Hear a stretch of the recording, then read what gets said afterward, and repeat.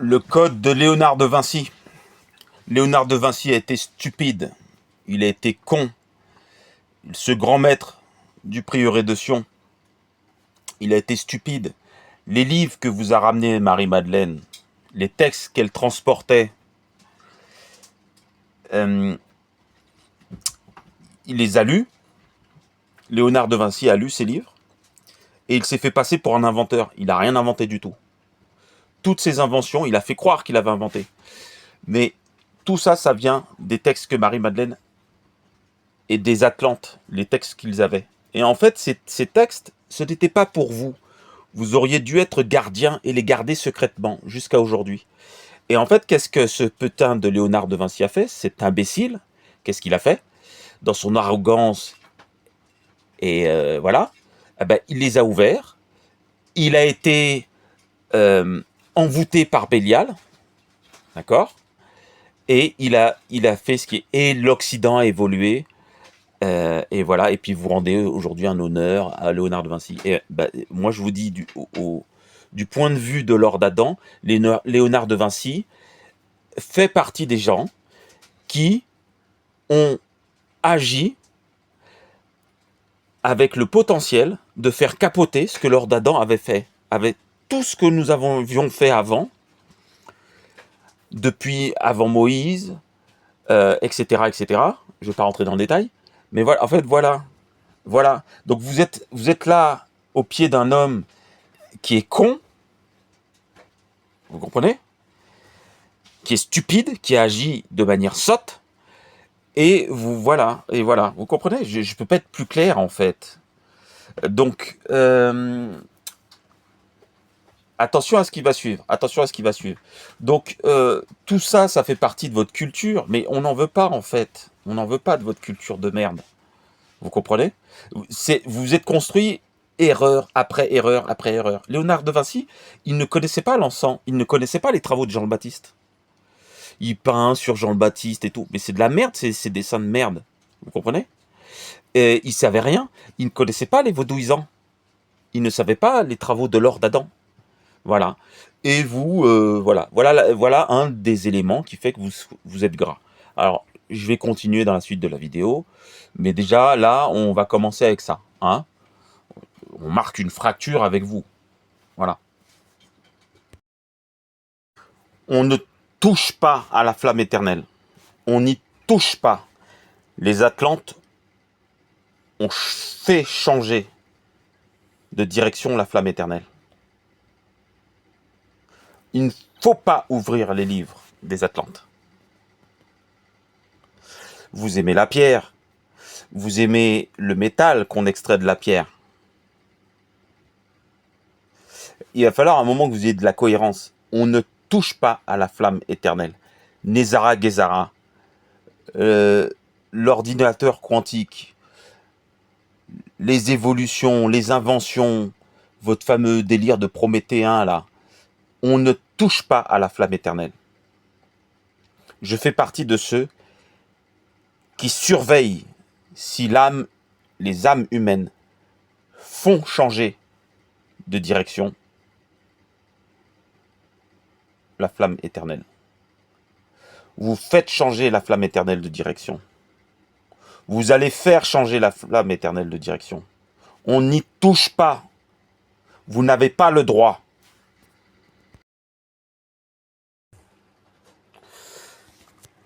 On va parler de Rennes-le-Château. Rennes-le-Château. Donc Rennes-le-Château, ça attire, ça magnétise. Ça magnétise. Et puis après, ça vous permet de... Alors, c'est ça qui est un peu trop dommage. C'est ça qui est un peu dommage parce que, en fait, vous avez l'occasion d'avoir des âmes qui cherchent à s'élever, qui cherchent à aller au-delà de l'histoire, des faits établis, etc. Donc vous avez en face de vous des âmes humaines qui sont prêtes à voler, et en fait, ce que vous faites, vous les empêchez de voler, vous les faites coaguler, vous Il y a tout un tas d'informations, Maurice Leblanc, la Vierge au Rocher, Léonard de Vinci, les trucs. Voilà, vous faites les âmes coagulées, vous inventez vous aussi un narratif, etc., etc. Et vous, toujours pareil, ceux qui sont derrière, dans le plus grand des secrets, aiguillent les gens vers, voilà. Et vous pensez que vous êtes dans une action de purification. Donc voilà, Rennes-le-Château. Donc moi, j'étais à Rennes-le-Château, comme tout un chacun le sait. Les fils de Seth se sont approchés de ça, parce que c'est un des seuls endroits où... C'est une des seules églises dédiées à Marie-Madeleine. Et c'est pas très loin des Saintes-Maries de la Mer, là où on fait le pèlerinage gitan des gens du voyage, là où les trois Maries ont débarqué en France.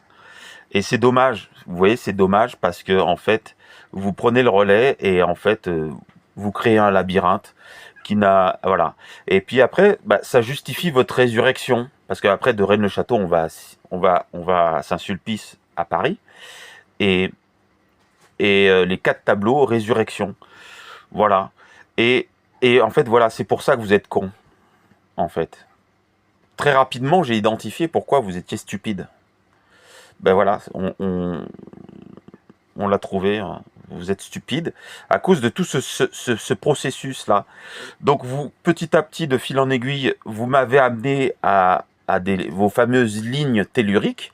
Donc ce sont des traits invisibles qui font se rejoindre plusieurs églises où il y a des messages cachés dans la pierre. Et puis on arrive, voilà. Donc vous avez petit à petit, vous m'avez amené sur vos lignes telluriques, etc. Et en fait, moi, je vous dis aujourd'hui, c'est ça qui vous rend con. C'est ça qui vous rend con. C'est ça qui vous rend orgueilleux, arrogant. C'est ça qui fait que vous êtes gras, et que vous ne pouvez plus vous déplacer parce que vous êtes prisonnier de vos lignes telluriques et vos âmes sont incapables de création, d'innovation, euh, et surtout d'être dans le temps et les époques que nous traversons. Ça vous empêche d'être dans l'instant présent et d'interagir avec cet instant présent.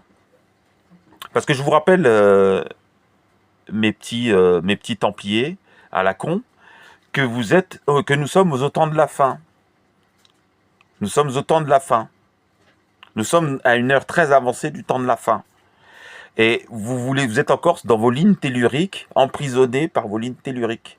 Et vous voulez m'emprisonner à l'intérieur. Donc vous allez vous faire foutre. Vous l'avez compris, de toute façon, ça fait plusieurs vidéos, ça fait plusieurs années. Alors, publiquement, ça fait plusieurs vidéos, mais vous, personnellement, vous avez compris que ça fait plusieurs années que je vous envoie chier, quoi. Avec tous vos messages, vos trucs, voilà. Donc, je pense que parmi tous ceux qui ont été à Rennes-le-Château, je suis quelqu'un de privilégié. On a été quand même sur beaucoup de lignes telluriques, où, par exemple, vous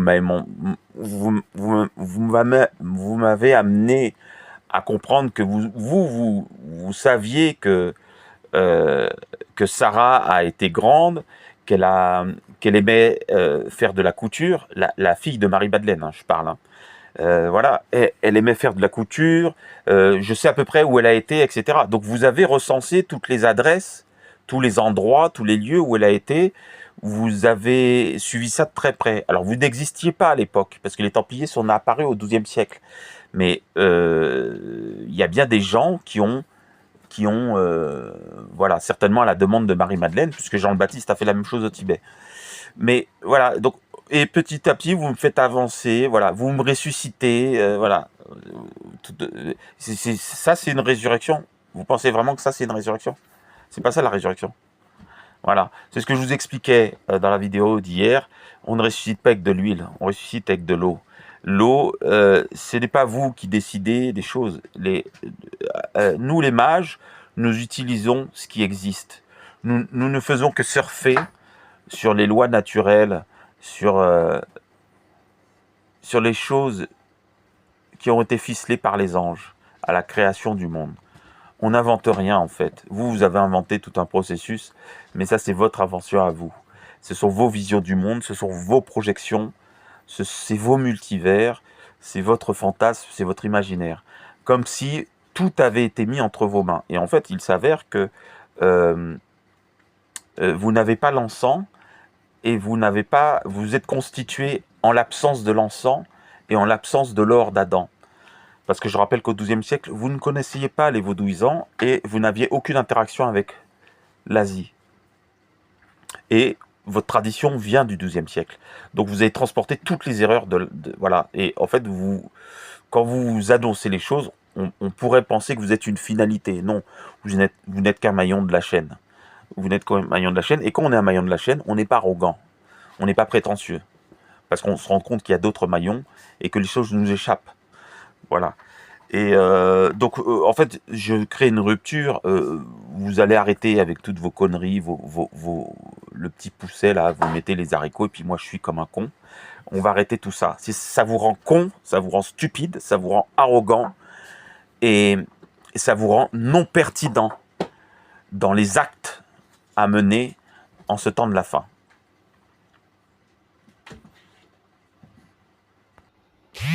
Donc vous l'avez compris, c'est moi qui prends le commandement. La chaîne de commandement, c'est moi qui le prends. Je me donne le droit de le faire, et voilà. Et je vous dis que toute votre organisation, vos petits francs-maçons, les 33e degrés, tout ça, tout ce qui a de l'importance pour vous, votre pyramide, moi j'en ai rien à foutre. Vous comprenez?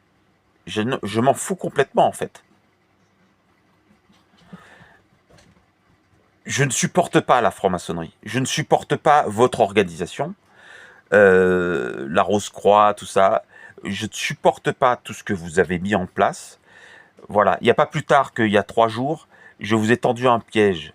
Et vous me suivez sur mon portable, j'ai eu un contrôle. Parce que mon portable était allumé. À un endroit où je passe régulièrement, où je n'ai jamais de contrôle. Et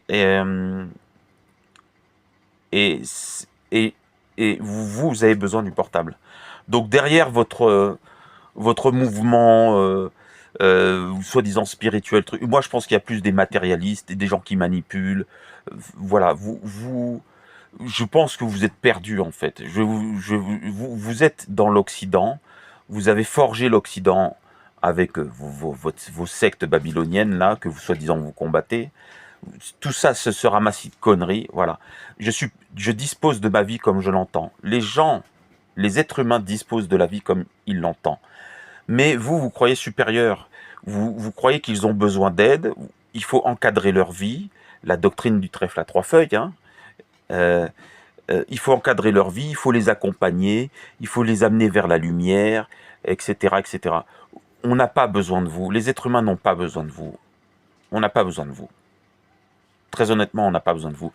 Je pense que Babylone en a après vous parce que vous voulez le pouvoir temporel. Et je pense que c'est pour ça. La doctrine babylonienne, elle est attachée au pouvoir temporel. Ils doivent, leur Dieu leur réclame de prendre le pouvoir temporel. Donc quand ils ont des gens en face qui ne sont pas babyloniens, qui veulent aussi le pouvoir temporel, nécessairement vous rentrez en lutte contre eux. Moi, je ne veux pas de pouvoir temporel. Je ne suis pas une menace pour les dieux babyloniens et je ne suis pas une menace pour les Babyloniens. Donc, Babyloniens, je peux vous assurer que je ne veux pas du pouvoir temporel. Je vous le laisse volontiers. Je vous laisse le pouvoir temporel, je n'en veux pas. Voilà, c'est clair. Donc, prenez-vous-en aux Templiers, rentrez en guerre contre eux, qui eux veulent le pouvoir temporel, pour le donner à je ne sais pas qui. Mais moi, je peux vous assurer que je ne veux pas du pouvoir temporel. Je n'en veux pas. Moi, je suis quelqu'un de simple qui vit. Voilà, je me suis détaché des sociétés humaines. Je vis très loin des sociétés humaines. Je vais même m'éloigner de l'Occident bientôt. Vous inquiétez pas. Je ne vais pas prendre votre pouvoir temporel. Je n'en veux pas. Par contre, s'il vous plaît, laissez-moi les quelques humains. Il n'y en aura pas beaucoup, hein, je ne vous cache pas que vous allez garder votre pouvoir temporel. Il y a quelques humains que ça intéresse de ce que je raconte. Ils sont très peu nombreux, hein, vous inquiétez pas. Eh ben, eux, laissez-les, s'il vous plaît, venir avec moi. Et puis, parce que vous les avez empêchés, hein, il y a plein de gens qui ont empêché plein de choses. Laissez-les venir vers moi. Et puis voilà. Et puis on sera peut-être une dizaine, une quinzaine. Et puis tout le reste, bah, les milliards d'êtres humains, vous en faites ce que vous voulez. Vous voulez le pouvoir temporel, ils ne savent pas être. Voilà, vous faites ce que vous voulez. On peut faire comme ça. Voilà, je ne vais pas trop gêner l'activité de vos dieux.